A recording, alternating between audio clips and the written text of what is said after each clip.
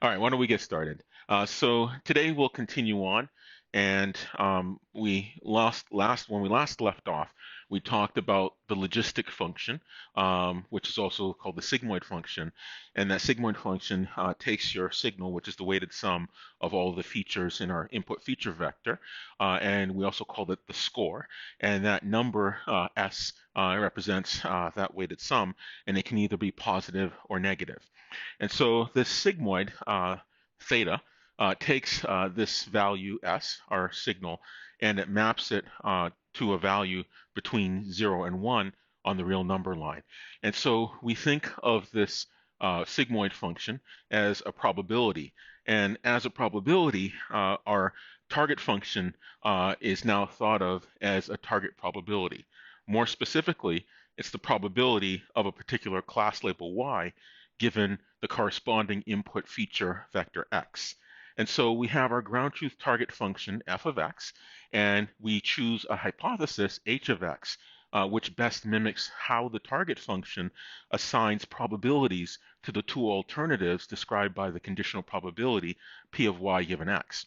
And so p of y given x, if it's a +1 label, it's the probability f of x target function. The value is between 0 and 1, and that's the probability associated with the +1 label. And so if f of x outputs a value, say that's greater than 0.5, that means that it's more likely that you're going to have a +1 label associated with that input feature vector x, more so than a -1 label. So if you have discrete labels, your f of x could literally output 1.0 as the probability, and that means there's no noise in that particular label. And so with this, we take a probabilistic view as to what the target function is, and when we search through the set of hypotheses for some best hypothesis, what we're really doing is trying to score the data set with a hypothesis, trying to find the best hypothesis that most closely mimics how the target function, ground truth, assigns probabilities to class labels. And a probability is nothing more than a function. And if you think about what a probability does, you input your feature vector in d dimensions. So this is the domain of our ground truth target function, r super d, and it outputs a number, which is a probability. So it's a real number between 0 and 1, inclusive on the closed interval on the real number line. And so essentially what we're doing here is trying to find a hypothesis that most closely coincides with the way the ground truth target function assigns our probability mass to our different outcomes for what the class label could be. Does that make sense? Okay, and so how are we going to do that? And we said our hypothesis is this sigmoid, that's our soft boundary or soft threshold, evaluated on this weighted sum S. That weighted sum S takes form mathematically in vector form as W transpose X. And so W is our weight vector, and X is our input feature vector, and we evaluate sigmoid on it, and we want some theta or some sigmoid of W transpose X to be roughly equal to or equivalent to what the outputs are for the ground truth target function. Okay, so just like we saw before in the anatomy of a learner, we're doing learning for this specialized function, only this function is a probability. And probability is nothing more than a specific type of function. Okay? All right, so let's continue on. And so the error measure we're going to use, like we saw before when we looked at pointwise error, in this case, the error measure is going to be a likelihood. What we're evaluating is how likely it is that given a particular data set, our label and instance pairs, our x vectors and our y labels, +1, -1, how likely is it that a particular choice of hypothesis can generate this data set? And so we're looking for the plausible error, and we need a way to measure the degree of coincidence, if you will, between our working hypothesis that we're evaluating, excuse me, and our target, our ground truth target function. And so if you are given some output y, and that output y, the ground truth class label, is affected by Let me see. This looked different when I was on my binary output y. This divided probability. That doesn't make any sense. I give you a binary output y that is affected by probability. There's a typo in there. What I meant to say is that you're given some output y by the ground truth target function, and the choices made for what those y values are a function of the probabilities associated by this hidden ground truth target function. And so essentially what you're doing is, given those corresponding x vectors, you're trying to find whether or not a particular hypothesis h of x can closely match those probabilities assigned by this ground truth target function, which, by the way, as is the case for all the other types of learners that we've discussed, it's hidden from you. So you don't know what it is, this ground truth target function, but you see the result of this probability, and you're trying to find if some choice of weights, i.e. some hypothesis, can match this assignment, where this just happens to be a probability assignment that determines the +1, -1 labels. Does that make sense? I'm going to correct this slide. I don't like that. I just noticed that now. It made sense yesterday. Okay, so we're going to use likelihood as an error measure, and the form of our working hypothesis, h of x, is going to be sigmoid evaluated on the score S, where S is the result of taking your weighted sum W transpose X. W are the model parameters, the weight vectors, and we apply the inner product of that weight vector with the input feature vector X. And so there's an important property of the sigmoid function. If we take our sigmoid function, and if our signal is negative, evaluating sigmoid on a negative of a score, S, is the same as 1 minus sigmoid on the positive version of that score. Now, the reason why I have that note is if you look at the form of that conditional probability, probability of y given x, the class label given the feature vector, well, h of x, that value output, is going to be the probability that this working hypothesis places on the +1 label, right? So probability of y equals +1 given x. And 1 minus h of x is going to be the probability that this hypothesis, or working hypothesis, places on the y equals -1 label. So that's probability of y equals -1 given x. And if we look at this value here, we're going to use this fact that sigmoid works this way, that sigmoid of minus s is 1 minus sigmoid of s. If you look back at the definition for our consideration for how this working hypothesis assigns probabilities to class labels, well, we're going to use this property of sigmoid to actually construct something that looks like this two-choice alternative. Now, certainly, law of total probability says if you have two alternatives, 1 minus the probability of one alternative is the probability of the other alternative. So mathematically, this does fit. Now, certainly, we have two choices for what our class label could be. Our class label could be +1 or it could be -1. And so rather than evaluate this kind of binary choice here, right, that's difficult to implement mathematically, we're going to come up with a closed form solution that'll give us the same effect that this binary choice gives us or describes. Does that make sense?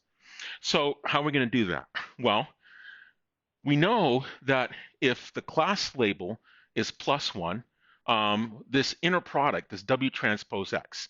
Now, this W transpose X, if we have this label positive versus negative, we can actually use that to express whether or not we're going to place more probability mass on the -1 choice versus the +1 choice.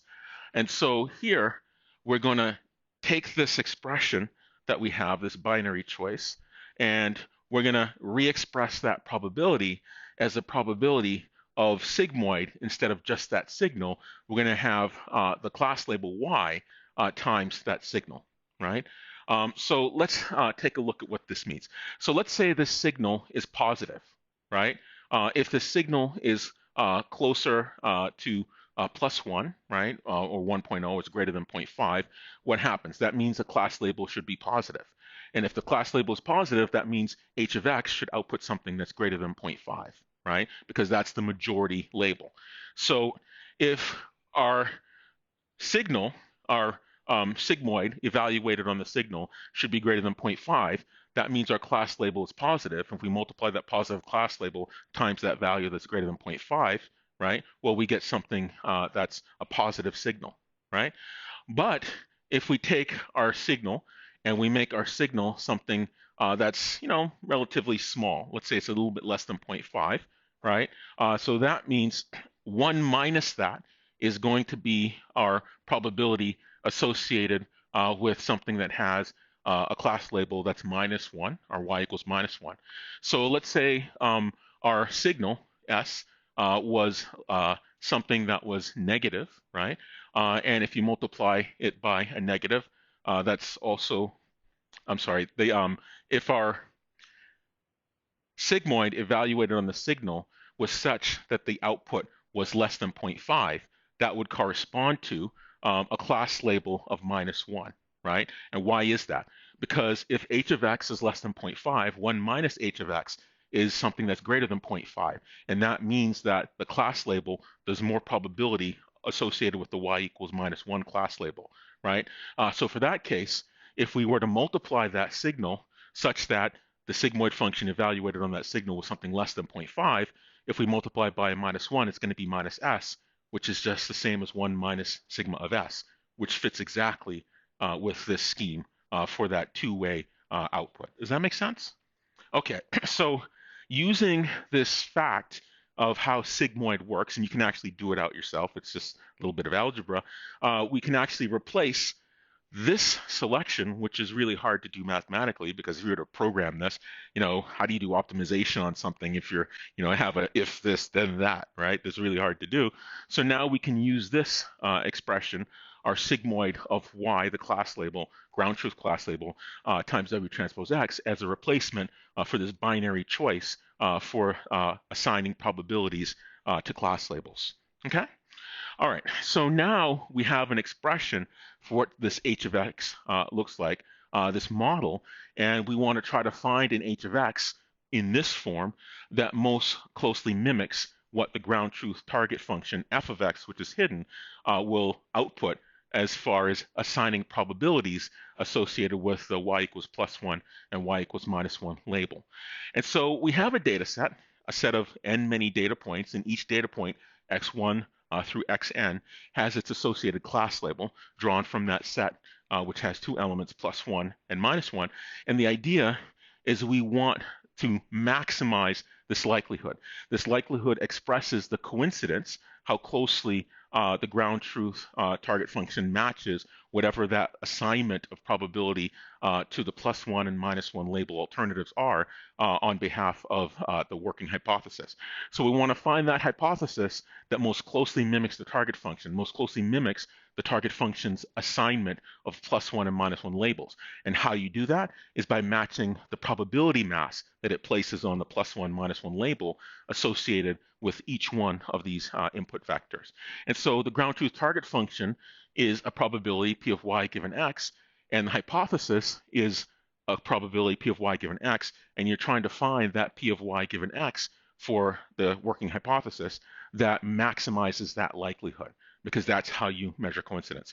And so our pointwise error is just going to be this likelihood measure, right? And that's a function of the data. So what we're asking here is, can we maximize the likelihood of this hypothesis given our data set, our in-sample points over which we do not have control? Does that make sense? Okay. Any questions about this? So we have our data set, our label instance pairs, that's D, and now each one of these is considered a sample that's so-called independent and identically distributed. So it's IID. And so if we take each one of these data points and we evaluate this point-wise coincidence measure between the working hypothesis h of x and the assignment of probabilities to labels given by the target function f of x, we can do that over the entire data set by multiplying together each one of these point-wise errors. Does that make sense? And so we do that, and we have this super product. The product for n goes from 1 to big N of this conditional probability y given xn. Now this is a little bit of an error. This should say yn rather, to connote that it's the class label associated with the nth data point. Does that make sense? Any questions? All right. So here we'll just do a substitution. So this is our model from our hypothesis set, our current working hypothesis. So we'll just make a substitution for what h of x is, this conditional probability. We'll substitute here for p of yn given xn. We'll just substitute our sigmoid of yn times w transpose xn. Okay? So we're just making, excuse me, we're just making an algebraic, we're just making a substitution. And this superproduct is the likelihood over all the data sets for the current working hypothesis. Now you notice here this parameter w. And so this w, one instantiation of this w, is going to represent a single hypothesis. And then another instantiation of this w is going to represent a different hypothesis. And so among all the different versions of w that you can set, you're going to find some version of w for which this expression over the entire data set is going to be maximum, okay? And that's called the max likelihood value associated with W, okay? All right, any questions about this? All right. So the idea then is we want to maximize the likelihood. We want to maximize this expression, right? And so this expression, if we do that, and I'll go on the board here and do it step by step, working backwards or rather forwards from the original expression that we were given, and I'll make a few important points along the way as I get there. Okay, so on the previous slide, we had our original expression that we want to maximize, right? And so we said the product. So we said the product for n. All right, n goes, thank you, 1 to big N, and we said sigmoid of y n x w transpose x n, right? So this was our expression. Okay, so we know that this expression, this superproduct here, we know that the sigmoid function looks like the following.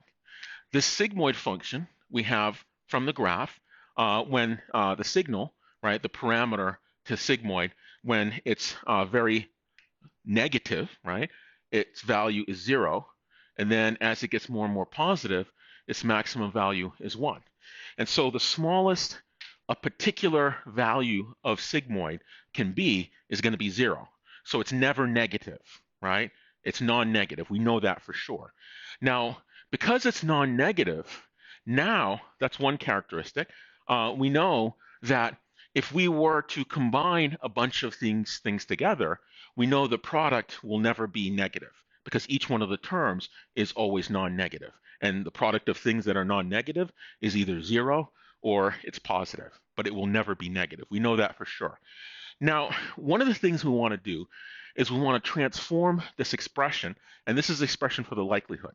So we want to find that W, right, so that we maximize this expression, right, that superproduct. N goes from 1 to big N of sigma of yn W transpose xn. But we want to do that in a way, right, with respect to W, we maximize this likelihood, we maximize this expression. Now, we can transform this, and that's what we're going to do. We're going to transform it in a way so that it starts to look like what looks like in-sample error. Because essentially, what En measures is the degree of coincidence between a working hypothesis as expressed by a particular instantiation of W and the ground truth target function as expressed by the labels that that target function would assign to each one of those input vectors.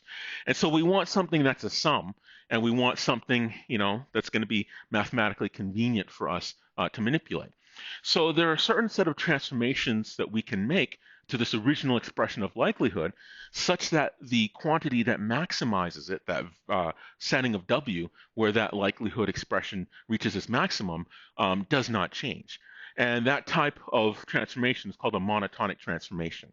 And I'll explain right now what I mean by that. Suppose we have a list of values. So let's say we have values of some variable we'll call a. And let's say, we have some function, let's say a squared, f of a is equal to a squared. And we want to know at what value does a achieve some maximum for a certain set of input values that you can evaluate for f. So let's say my set of values for a can be drawn from a set 1, 2, 3, 4, 7, 12. Now, certainly from looking at it, you know that choosing 12, right, that's where you maximize it for this particular set of choices you can have for A. Now, instead of looking at A, you can make a transformation on this A, right? We have a list of values. If instead of A, we said A times 1/2 times A, right? Now, if we multiply A by a scalar, well, these values change. So now we have 0.5, we have 1, 1.5, 2, 3.5, and 6. So while the values change, the relative position of these solutions does not change, right? And so in the first case, well, 1, 2, 3, 4, 5, 6, the sixth item was the place where it achieves this maximum. We multiply by a scalar, by this A, all the alternatives, while the alternatives change in value, the sixth position, 1, 2, 3, 4, 5, 6, is still where the maximum is achieved, right? And so that's a so-called monotonic transformation. And monotonic transformations are transformations that preserve the relative ordering among all the alternatives from which you can select. And so certain operations are monotonic. Logarithm is also monotonic, right? And now I didn't write down values that are easy to calculate logarithm for, but certainly if you got a calculator or MATLAB and you calculated the log of this, well, that's 0. Log of this is a little greater, log of this is a little greater, log of this is greater, greater, greater. You'll see that after computing a log transformation of A, well, while the values change, the relative position of the maximizer does not change, right? And so that's the so-called monotonic transformation. And what we can use these monotonic transformations to do is to make the form of our original objective that we want to maximize or minimize, we can make it more amenable to mathematics, but still does not change the point where it achieves its maximum, right? The relative position. Okay, so does that make sense? Any questions about this? All right, so I'm going to erase all of this and leave the original expression for the data likelihood associated with all of our label instance pairs. And so one of the transformations we're going to do is, all right, well, we're going to take this expression and we're going to multiply by a scalar, 1 over n, right? So if we multiply by a scalar 1 over n, what does 1 over n do? Well, it just rescales the values of the points, but it is a monotonic transformation. N is a constant. It's the number of data points you have in sample points. And so multiplication by constant does not change the value of W where this achieves its maximum, right? Do you agree? It does not change it. So if I have a value W, right? Let's say a value W prime. And W prime is that value where this likelihood achieves its maximum. If I multiply this expression by 1 over n, it doesn't change the fact that W prime is where this expression achieves its maximum, right?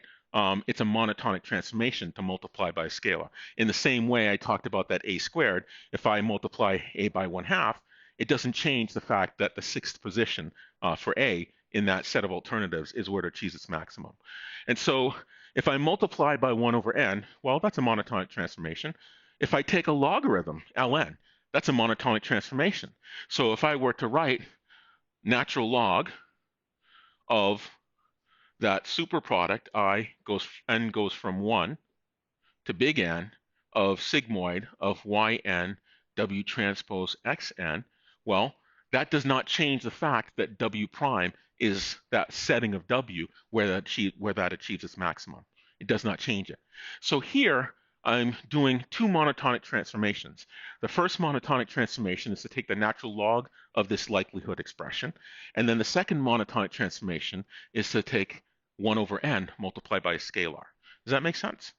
Okay, so now this next transformation, it's a type of monotonic transformation, but you have to account for what that other multiplication is doing. So we don't change anything. It's a maximization problem, right? And because we took a natural log, that's monotonic, and we multiplied by scalar 1 upon n, that's monotonic. It does not change the fact that w prime or some w is where this expression gets has its maximum. Now, if we multiply by -1, right, that's a weird kind of monotonic transformation because now everything is negated, right? And so if we multiply by -1, well, what happens? Things that were large values are now large negative values. So that means if we're going to multiply by -1, this changes it from a maximization problem to a minimization problem, okay? And so if you multiply that expression by -1, which is another thing we're doing, it now changes from maximization to minimization because where the maximization would have occurred at the largest positive numerical value of this expression, now, because you negated it, you need the largest magnitude negative value, or the minimum numerically, to find where this w prime is, where it achieves its maximum. Does that make sense? And so when you multiply by -1, it becomes a minimization problem, and that's the same value of w where this expression that originally started as a maximization problem, where it achieves its maximum. Okay? So multiply the objective by -1, it's a minimization problem where that original expression achieves its maximum. Does that make sense? Okay, so let's go back to the slides. And we have a bunch of monotonic transformations. We have our likelihood function, our superproduct, evaluated on sigmoid of w of y times yn times w transpose xn. And we have that superproduct for n goes from 1 to big N. And so that's our likelihood. We take the monotonic log transformation, okay, and then we also take the monotonic multiplication by scalar 1 upon n. And then we take this multiplication by a -1, and so it changes from maximization to minimization once we multiply by that negative. Okay, so let's now do a little bit. So everyone understand this? Does that make sense? Yeah. So let's do a little bit of mathematical manipulation. And so if you take the logarithm of something raised to the minus power, that's the same as -1 times the log of that item, right? And so we look at this leading -1, and we bring that inside the logarithm, so to speak, by assuming that we apply that log of some quantity to the -1 power, right? So that's the identity that log of a to the -1 power is the same as minus log of a, right? And so we're applying that identity, just how logarithms and exponents work. So what do we do here? So we take that leading -1 and we bring that inside the logarithm, taking the reciprocal of that quantity for which the logarithm is applied. So we have the reciprocal of something multiplied by itself n many times. So that just becomes the negative of the 1 upon n times the natural log of the superproduct of 1 over our sigmoid expression, sigmoid of yn w transpose xn. Does that make sense? Questions? So that's applying the logarithm here, the rule of logarithm that says if you have the log of something that's raised to the -1 power, that's the same as the negative of the log of that item to the +1 power. So we're basically using that identity in reverse and essentially bringing in this leading -1 inside by taking the reciprocal of that quantity over which the logarithm is defined. Okay? All right. So we do that, and we kind of absorb that -1, that leading -1. Okay. Oh, that's good. And let's now take this. Did I do that again? What? Oh, yes, yes, yes. So now, how log works with things that are multiplied with one another. If I have the log of a product, so let's say I say log of A times B. That's equal to log of A plus log of b, right? And so the superproduct is the product of different things. It's the first thing with the second thing and the third thing, right? And so I change that superproduct to a sum if I take the logarithm of the product of a bunch of things. And so if I apply that logarithm, what I get is instead of the superproduct, I have summation for little n goes from 1 to big N of the log of what that inside term is, right? And so that's the log of 1 over sigmoid of yn w transpose xn. Does that make sense? And I did not touch the fact that it's in the denominator. That has not changed. That's just the application of logarithm to a sequence of things that are multiplied with one another. Okay? All right. So now that I do that, I'm going to expand out what that logarithm is. And recall, there's another property of logarithms that says if I say log of a over b, that's the same as log of a minus log of b, right? So here in the numerator, I have 1. That's my a term. In the denominator, I have that sigmoid expression. That's my b term, okay? So just repeating what the sigmoid is. Okay, so let's unpack this expression. So what I have now is, you'll notice here, I have my a term is 1. My b term is that sigmoid expression. So now that's going to be log of 1 minus log of my sigmoid expression, right? So log of 1 is 0, right?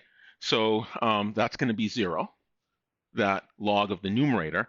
I say minus log of that sigmoid. Okay, so minus log of the sigmoid, and that sigmoid is 1 over 1 plus e to the minus s. Okay, so here, if I have this expression, right, this expression inside the summation turns into log of the numerator minus log of the denominator. Now, the numerator, that goes to 0, as I showed over there, and the denominator is minus log of the denominator term, right? So this denominator, if I said minus log of the denominator, well, that denominator is 1 over 1 plus e to the something, right? Well, I have this leading minus sign. And remember that identity for the logarithm that says minus log of a is equal to log of a to the minus 1 power, a inverse, right? The reciprocal. Okay, so if I wanted to get rid of that minus sign, that would be equal to log of 1 over 1 plus e to the minus 1 over 1 plus e to the minus s. I take that expression and I take the reciprocal, right? So if I do that, what am I left with? I'm left with log. Well, if I take the reciprocal of this, that's just log of 1 plus e to the minus s, where s is my yn w transpose xn. Does that make sense? Any questions about this? Okay, so now I still have my leading 1 over n, and that looks a lot like the in-sample error expressions that we had. We have 1 over n, the average of, and the average of the pointwise error. And in this case, our pointwise error is this expression that ln of 1 plus e to the minus yn w transpose xn. And it looks so much like it, we're just going to call it in-sample error, right? But this in-sample error, the pointwise error, right? We're averaging the pointwise error. That's pointwise measuring the coincidence between the ground truth class label assigned by the target function and that hypothesis h of x. Does that make sense? Okay, so any questions about this? So we started with the likelihood. we made a bunch of monotonic transformations, we did some algebraic manipulations, and we have now an expression for in-sample error, the measurement of the coincidence of a hypothesis as described by an instantiation of W and the ground truth target function. Okay, so when we had linear regression, we had a closed form expression, and we used a squared error loss, and that allowed us to use pseudo-inverse to directly solve for the final best hypothesis. And that was nice. It was amenable to differentiation. We just take the gradient, set it equal to 0, and we could do direct solving. But here, for logistic regression, we can't take the derivative here and set it to 0, right? Because of that exponential term, we're not going to be able to solve for it cleanly. And so we're going to rely on an iterative approach now instead, based on the gradient, rather than solving it in closed form, because we can't really solve for it in closed form. And so this error measure, it has a name. It's called cross-entropy error, right? And it's called cross-entropy because it's the amount of measurement of the amount of agreement or disagreement between h of x and our y of x. And so if you think about it, right, if we see this term here in their exponent, now what happens if our class label disagrees with the W transpose xn, right? Well, if it disagrees, then this is going to be negative, right? And then that negative here, you're negating it, so it's going to make this exponent here positive, and it's going to contribute a large value to this sum. If it agrees, well, this part is going to be positive. We negate it, so this exponent is going to be negative, and this is going to be closer to 0. It's going to contribute less to in-sample error. So it's, again, this type of measurement of the agreement between how probabilities are assigned, i.e. over a distribution, to these class label alternative +1, -1 by the ground truth target function. Does that make sense? Okay, and now the nice thing about this is this function, or this expression for in-sample error, we can't solve for it directly. We're going to use an iterative approach, but the nice thing is it's convex, right? And convexity means that we know that regardless of where we initialize the solution, we can always reach the minimum. And so definitionally, convexity, a function f is convex. Let me draw it here. Let's see, A, and here's B. So here's a function. This is a convex function. This is our f of x, right? So this is A. This point is f of A. This point here is f evaluated at B, right? And let me project this out onto the y-axis. And so we have f, some function f. So f is convex if, let's see, we'll draw that line. If f of, given some alpha, where alpha is between 0 and 1 on the real number line, right? F of x, or f of a, or f of some number, f of x, is convex if f of alpha a plus 1 minus alpha times b is less than equal to alpha times f of a plus 1 minus alpha times f of b. And what does that mean? All right, so here's a and here's b. Here's f of a, here's f of b. If we take alpha, alpha is basically a mixture component that allow us to define any value between a and b. If alpha is 1, well, if alpha is 1, our point, alpha a plus 1 minus alpha b, if alpha is 1, well, we're selecting a. If alpha is 0, well, we're selecting b. If alpha is anywhere between 0 and 1 on the real number line, that's any value here between a and b. So what does it say? That if the function is convex, if I select any value in between A and B, and I evaluate the function on that value, right? This point here is f of alpha A plus 1 minus alpha B. You agree? All right. So it says that a function that's convex, it talks about the curving of this function, and that if I choose a value between A and B, the value of the function evaluated at that value is always going to be less than or equal to, bounded by above, um, by the mixture between this value and that value, right? So this range here, that range is some value that's between alpha f of A plus 1 minus alpha f of B. It's a way of saying choose a value that's between f of A and f of B. And so my mixture selecting a value of this function between A and B is always going to be equal to, at the greatest, less than typical. It's bounded from above by this line here. This line here represents all the possible mixture values you can get between f of A and f of B. And so this evaluative value is always going to be less. So look at here. So here, that's the equal mixture. If I look at here, that's the equal mixture.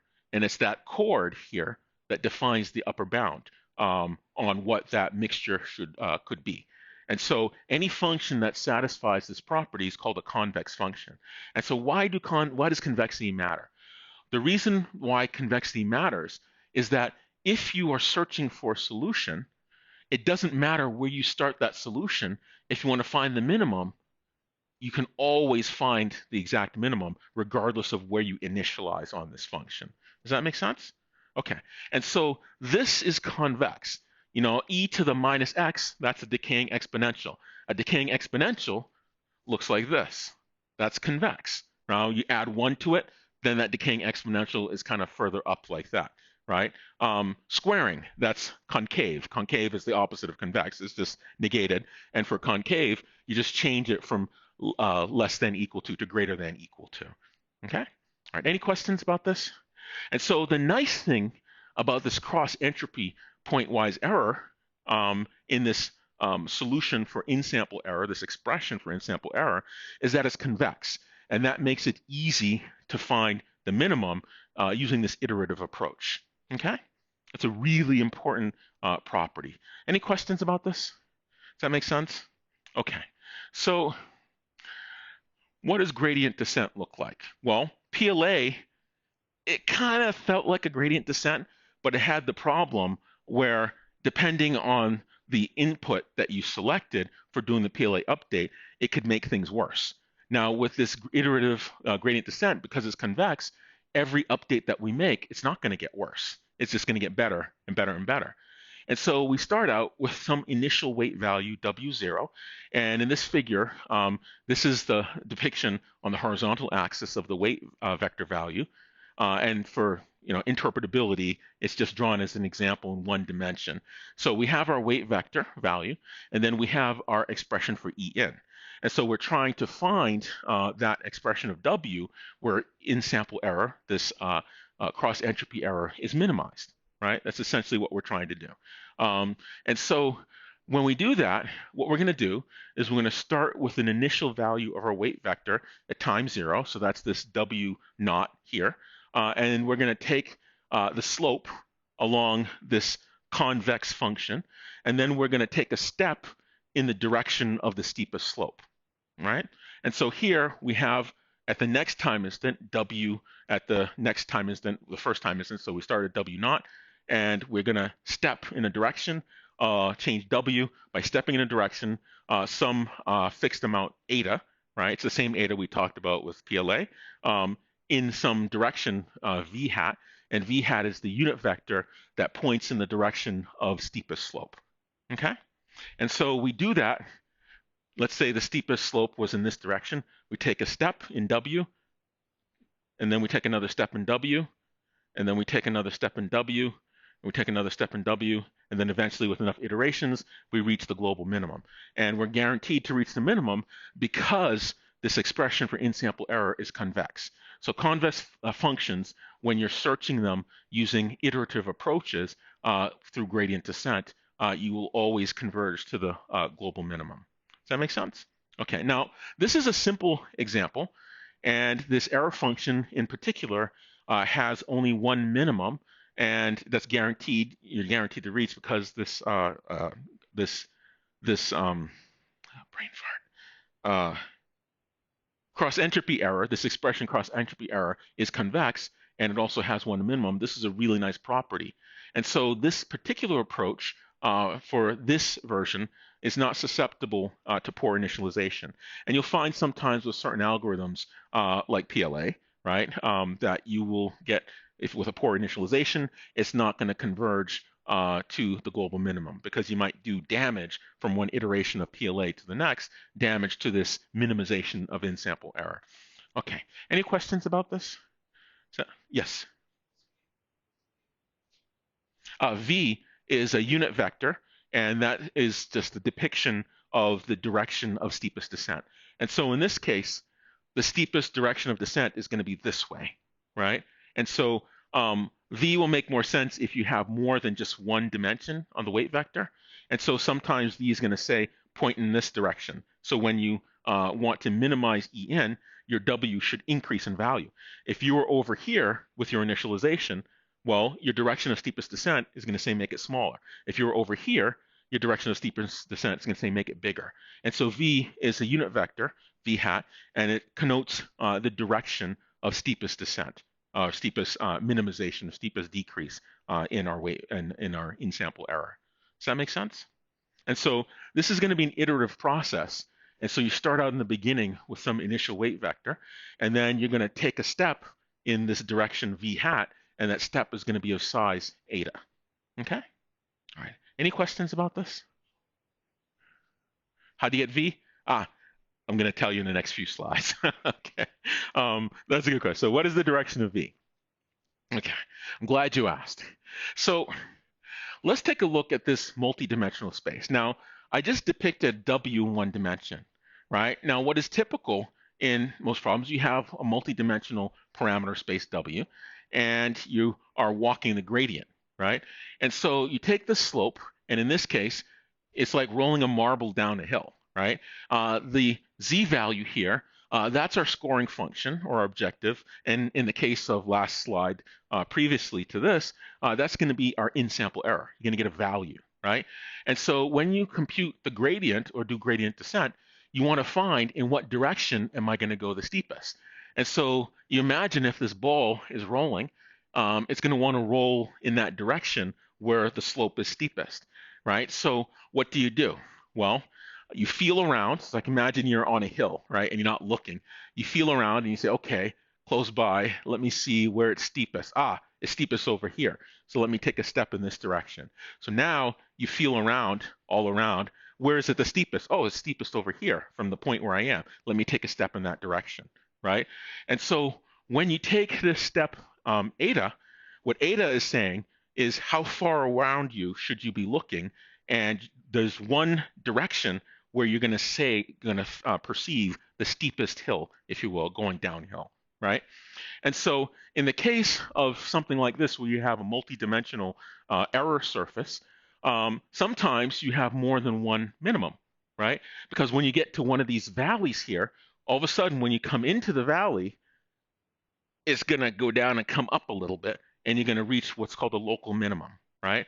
But in the case that we had with this one dimension, in practical terms, if you go to high dimensionality, it's very likely your in-sample error is going to have local minima, right?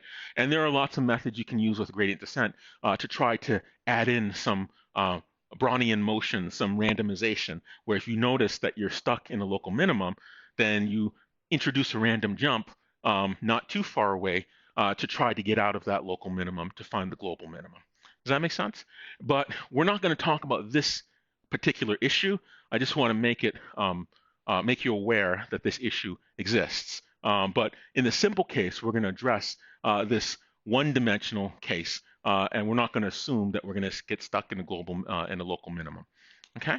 All right. So you have your local minima, and out of all these minima, there's one that's going to be the smallest, and that's your global minima. You could spend maybe about a third of a semester just dealing with how you get out of local minima. And if you've ever done multi-objective, some sort of evolutionary algorithms, you'll notice you have crossover and you have mutation. And the whole reason for mutation is to try to get unstuck out of these local minima. And it's the same deal here.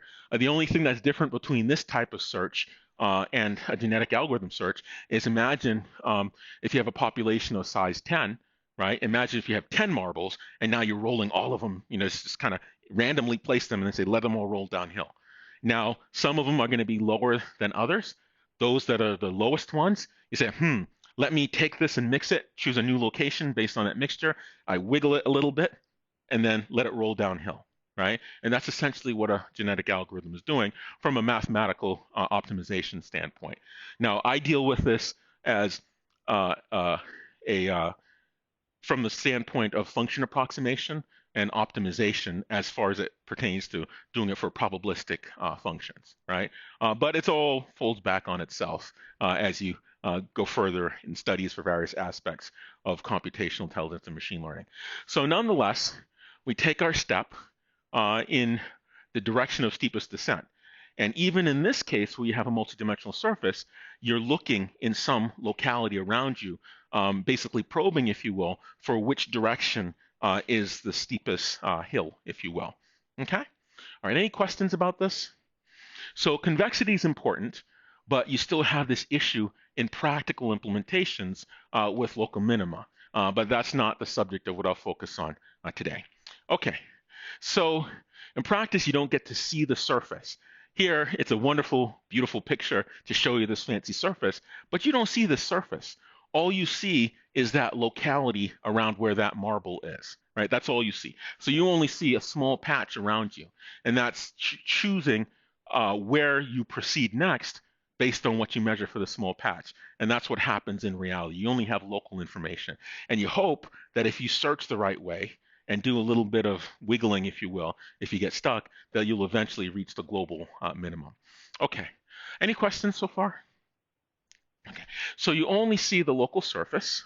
Let me do a time check here. 5:27. Wow, that went fast. All right, so you only see the local surface. And now let's address this issue, Kun, that you had about what is the direction v hat.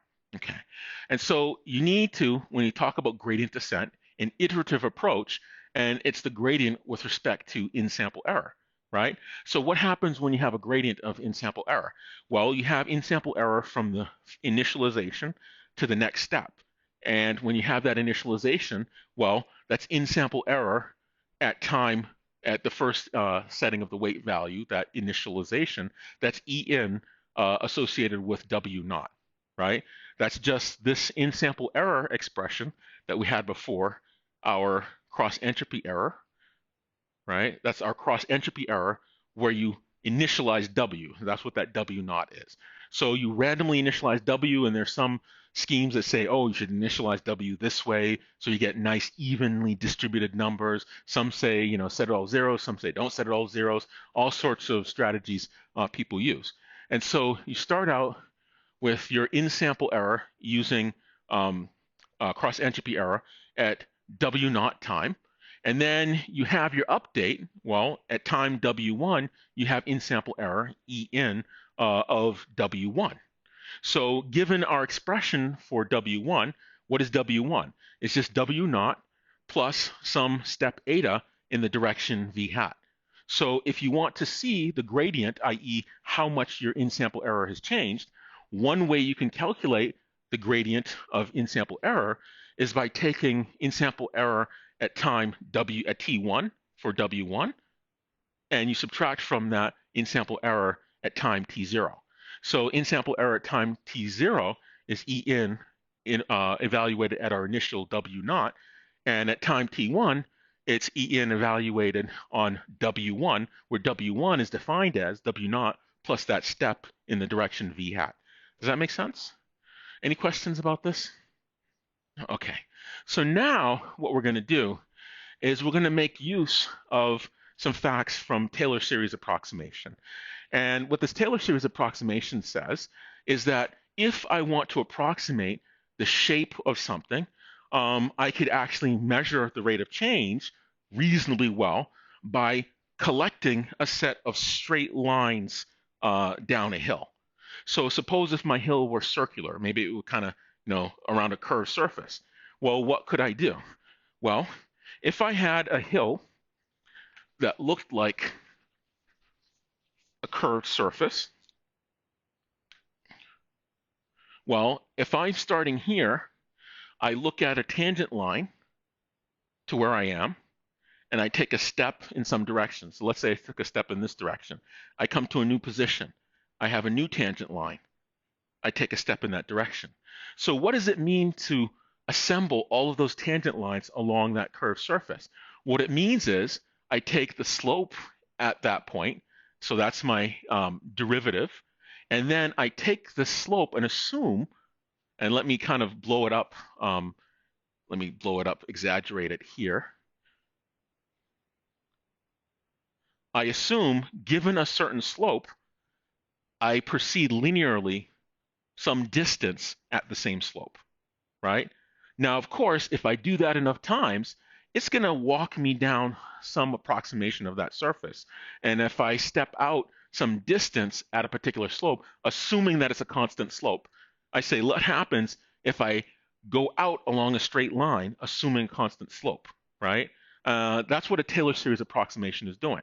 You say local slope times distance is how I approximate the gradient with respect to some function. Does that make sense? And so here, this is my expression for the gradient of in-sample error. So what do? I say, all right, if I'm going to approximate that, I say, all right, the gradient of in-sample error, I'm going to assume I'm at my surface at time t0. So I take my slope at time t0, which is the slope or the gradient of in-sample error using w.r.t, right? And I multiply that times that distance to give me that assumption of constant slope, and I walk out on that line some distance. So what distance do I take? I take a distance of eta, right? Because I'm assuming I know what v hat is, and we'll calculate v hat, but I'm going to say, okay, how I approximate this surface, because I don't know the whole surface, all I know is that local patch around me. So what is reasonable to say is that I take my local slope for where I am. I take my local slope where I am. That's what local slope means, a tangent line. And I'm not drawing it touching because it's hard to draw it touching.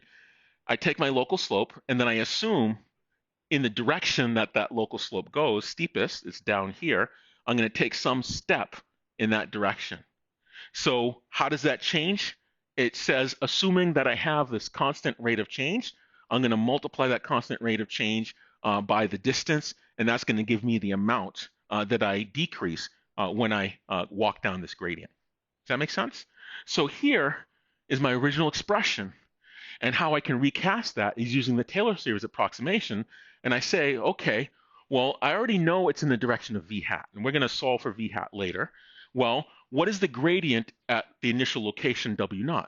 Well, it's just the gradient of En at w0. And I can actually calculate that by taking the derivative of that expression for En, which we called our cross-entropy error. Then I multiply that gradient by my distance, eta. Eta is just some number. It doesn't matter what it is, but it should be relatively small because you don't want to take too big of a jump, which we saw with PLA can be very detrimental. So here's my distance times the derivative in the v hat direction. And because it's a Taylor series approximation, not only do I have a first order derivative, I have a second order and a third order and a fourth order, fifth order. But for many applications, you don't need any more than the first or second order. And so in the book and in the videos, they absorb all of the higher order terms with this big O of eta squared, right? And that would be corresponding to the second order derivative term, third order. And I'll point you to some stuff on the blackboard if you need a refresher on Taylor series. Okay? Does that make sense? So what this second line is It's a recasting of what the gradient of in-sample error is, assuming a Taylor series approximation. And the reason why the Taylor series approximation is used is because you can't take the gradient of the entire surface. You don't know what the entire surface is. All you can do is say, oh, that slope's 45 degrees. I'm going to assume it's always 45 degrees, and I'm going to take a step out some distance, assuming a constant 45 degrees. That's the best you can do because you can only know how that surface is shaped around you, but not the entire thing. You don't have access to that. Does that make sense? Okay, so we substitute for this expression for the gradient of in-sample error. We use the Taylor series, and we're only really going to pay attention to the first order derivative term. Okay, we have 10 more minutes. Okay, so let's reason about this first order derivative, this first part. We have eta times the gradient of in-sample error at time t0, so that's E in, our cross-entropy error evaluated on the initial w0, and transpose v hat is just to get the ranks to work out, right? Transpose is not as important here. So if you have the gradient at time t0, right? So there's the gradient here. This is the gradient of E in at time w0 at w0, and then here this is our value w0, right? And this v hat can point in one of two directions. So this v hat, well, not even two directions. This v hat could be orthogonal, right? If v hat is orthogonal, then it's going to be 0, right? If v hat points precisely in the direction of that gradient, if v hat points that way, it's going to be the inner product with v hat is going to be 1, right? It's going to be completely in the direction. If v hat is in the opposite direction, it's going to be negative, right? And so for your v hat, our unit vector, oh, no, that's not right. So v hat can be in this direction. It can be in that direction because it's the weight vector we're changing. So v hat can be perfectly in the same direction as the gradient of in-sample error at w0 time, right? If it's perfectly in the direction, well, you have the full magnitude of the gradient of E in at time t0 as your result. If v hat is in the opposite direction of the gradient of E in at time t0, meaning evaluated on w0, then it's going to be a negative value, right? Because if you take the inner product with a vector and its direct opposite direction, it's going to be negative. And so what we want to know is how big can this term be, right? Well, this term, in the smallest sense, is going to be opposite the direction of v hat, right? Because that's the smallest this inner product can be between the gradient of E in on w0 and this unit vector v hat.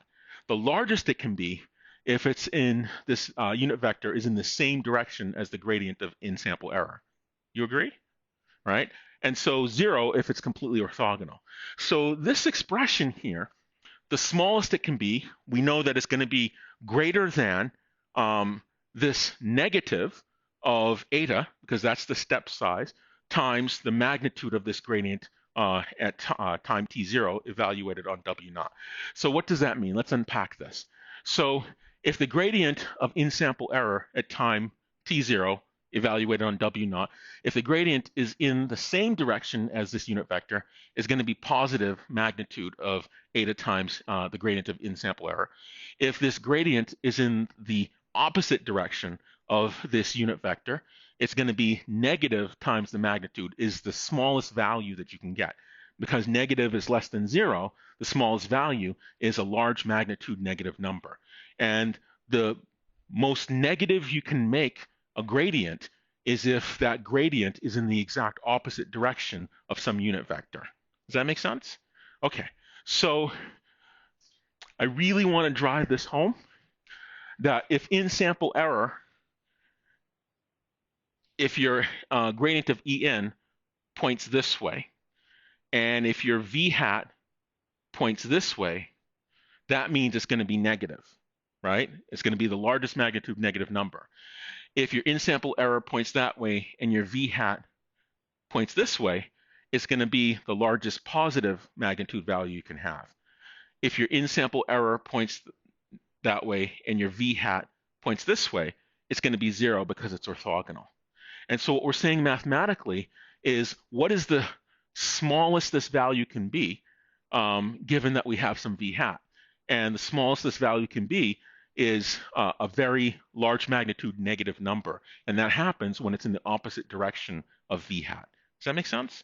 Okay, so we take this Taylor series approximation for our gradient of in-sample error, assuming we're going to step outwards from some local slope evaluated at w0, and we're going to find how big it can be. And how big it can be is at least eta, negative eta, times the magnitude of this gradient of in-sample error evaluated at w0. Does that make sense? Okay, and that has to do with what is the most negative or smallest value we can get this gradient to be relative to unit vector v hat. Okay, so, and I'm going to end with this. It's 5:40. And so when we want the magnitude of this vector, we also need the direction, right? Because a vector has a magnitude and a direction. This is the magnitude of this gradient. And to get this direction, what we do is we take this gradient of in-sample error and we divide by its magnitude, right? How do you get the magnitude of a vector, the direction of a vector? You normalize it. How do you normalize it? You take this vector, this value, and you divide it by its magnitude, right? And so we have our gradient of in-sample error, that's En at w0, and we divide by the magnitude of the gradient, and that's going to give us our expression for v hat, right?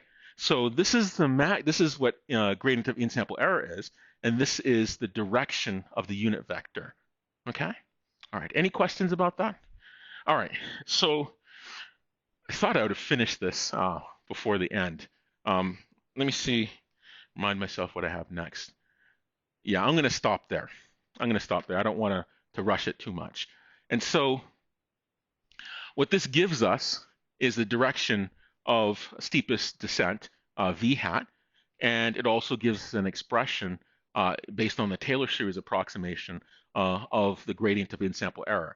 And the whole reason for the Taylor series approximation is because you don't get to see the entire surface corresponding to our cross-entropy error En.